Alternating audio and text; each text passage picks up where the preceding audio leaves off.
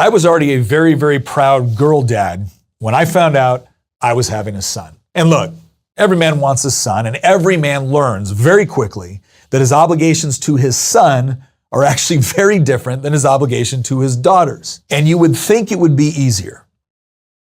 But the secret that I don't think anybody actually tells a father is that in many cases, it's actually much harder. Because with a son comes the inevitable knowledge that what you're doing is training your replacement.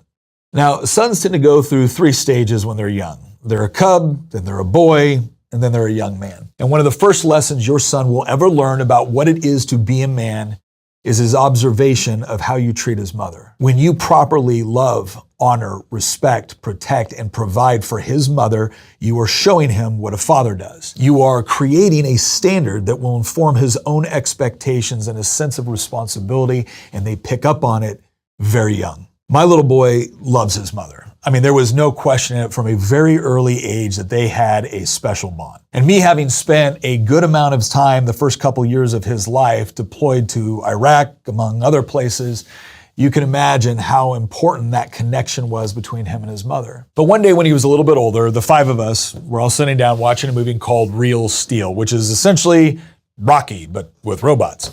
And I remember looking at Tina and I said, do you know what the agoge is? She goes, no. I said, the agoge is where the Spartans sent their sons when they turned 7 in order to begin their training as warriors for the protection of the city-state. And she kind of looked at me weird, like, why are you telling me this?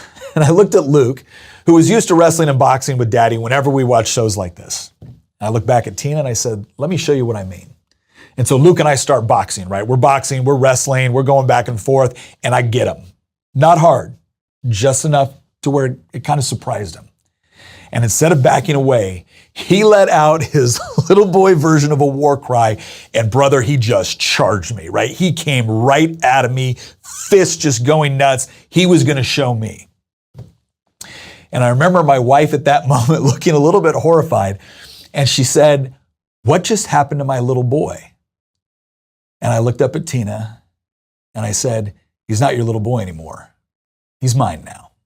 Now, before anyone gets mad at me, he still desperately loves his mother. However, this is the point where things did begin to change because they needed to. He was now entering an age and a world where his actions were going to expand beyond that of his mother, his father, and his 2 sisters. Work had to take place so that he could begin to understand what was expected of him. Because adolescence is confusing. Your son is caught in this stage between being a boy and being a man.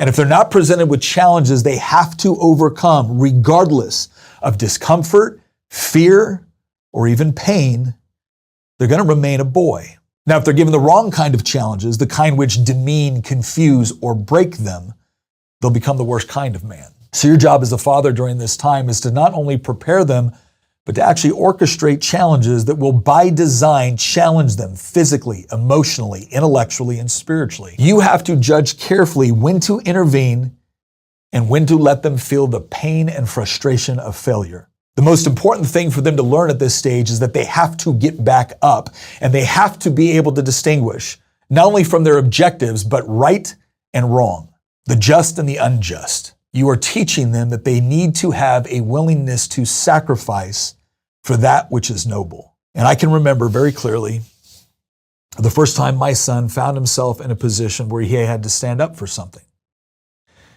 Probably the most difficult part about it for him was that he wasn't standing up to a bully or somebody he didn't like. He was standing up to his friends because they were all doing something that they shouldn't have been. And they knew it, and he knew it, but he was the only one that called him out for it. And he was ridiculed, and he was ostracized for it, but he stood his ground. I didn't find out about it until later.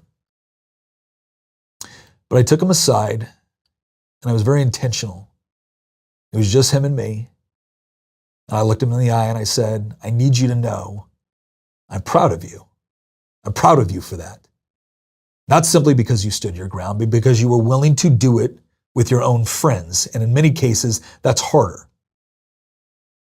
But learning to stand for what is right, especially when it costs you something, is the hallmark of a good man, and you have passed your first test.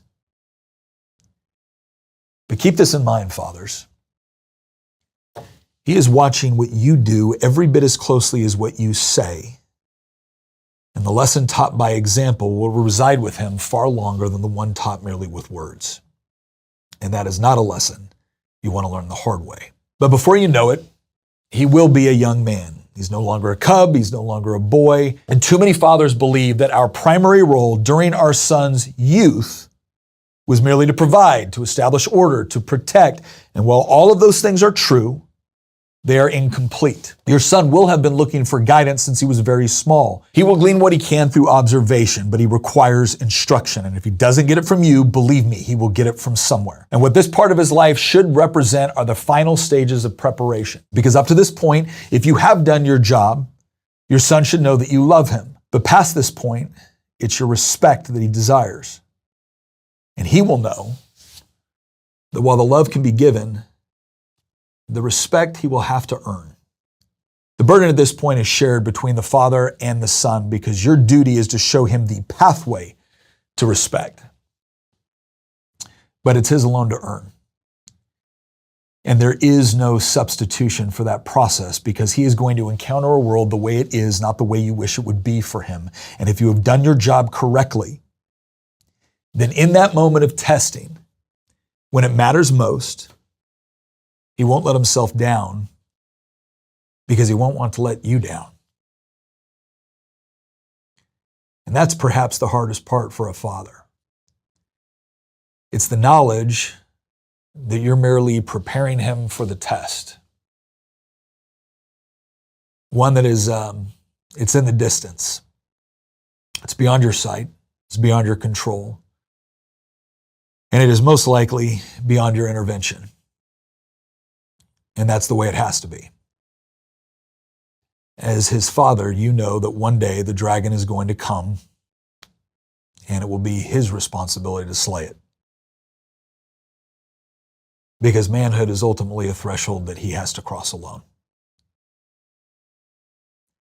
Now, one of my earliest memories was sitting in the den with my grandfather and him sharing a story of threatening to run away from home at 16 if my great-grandfather didn't sign the paperwork to allow him to join the Navy after Pearl Harbor. Later along in life, I witnessed my father's retirement from the LAPD as a homicide detective. And it was the first time anyone could remember a family of victims coming forward to present him with a ring commemorating the lives of the mother and two children who had lost their lives at the hands of a murderer that my father had helped to capture and bring to justice. Now, I remember those stories respectively as a boy and as a young man. But I also remember something else. It was the change that took place when I returned from my first tour in combat,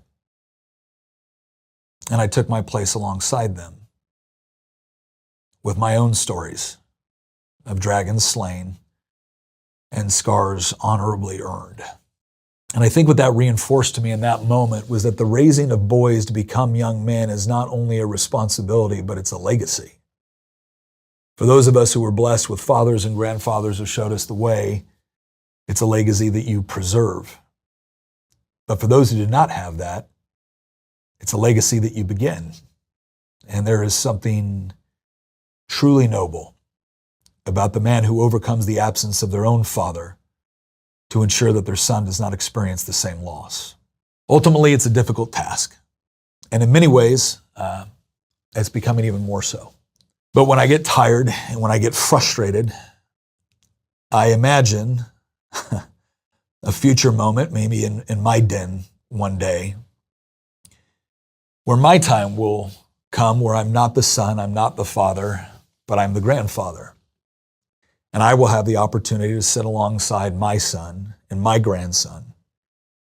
And I wonder what their stories of triumph and challenge might look like.